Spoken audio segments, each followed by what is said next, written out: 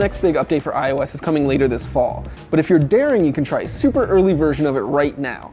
The iOS 10 public beta is available to anyone who wants to try it, and I wouldn't recommend installing it on your phone, but if you do, you can get a good taste of what's to come. There's a ton of new things in iOS 10, but here are some quick highlights of what to expect. And the first and biggest change is going to be to your lock screen. With iOS 10, your lock screen is pretty much your new home screen. Pull the phone out of your pocket and it automatically turns on. The first thing you're going to notice is that swipe to unlock is gone. In order to unlock it, you have to push the button to enter your passcode or use Touch ID.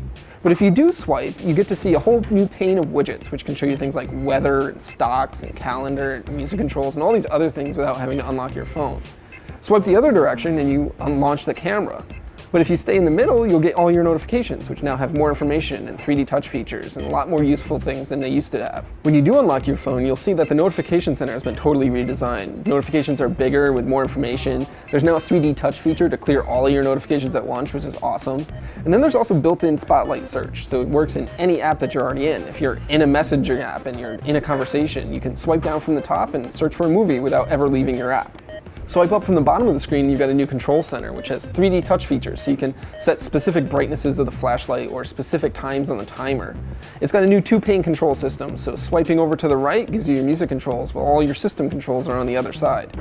And on your home screen, you can finally remove those default apps, so you can say goodbye to stocks, goodbye to Find My Friends, and goodbye to all those other apps that you're not using anymore. And technically, it doesn't really remove them, it just hides them, but you don't really have to worry about them anymore, which is awesome. For the apps that you do want to use, you will see some new redesigns. Music has been redesigned, Apple News has been redesigned, and there's also a new app called Home for controlling HomeKit stuff, if you happen to have those Apple's smart home stuff in your house. And the last big thing in iOS 10 is a brand new Messages app. Messages has been expanded with lots of new functions to make it way more competitive with things like Snapchat and WhatsApp and all these other messaging platforms everyone uses. There's big emoji, there's 3D touch features, there's digital touch features, there's drawing, there's different effects when you send messages. And in the future, when iOS 10 launches to the public, you'll be able to integrate third-party apps right into the messaging app. So you can call up a cab or book a restaurant or buy movie tickets without ever leaving a messaging conversation.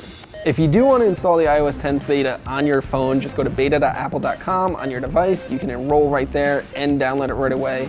A fair warning, we've seen quite a few bugs with this. It's certainly not stable. You're probably going to have bad battery life and a bunch of other issues come up while you're using it. But if you're daring and you're willing to accept those things, you can get a taste of what's to come right now. There's going to be a number of other betas released before the final launch this fall. And of course, we'll have more information on TheVerge.com and YouTube.com/TheVerge.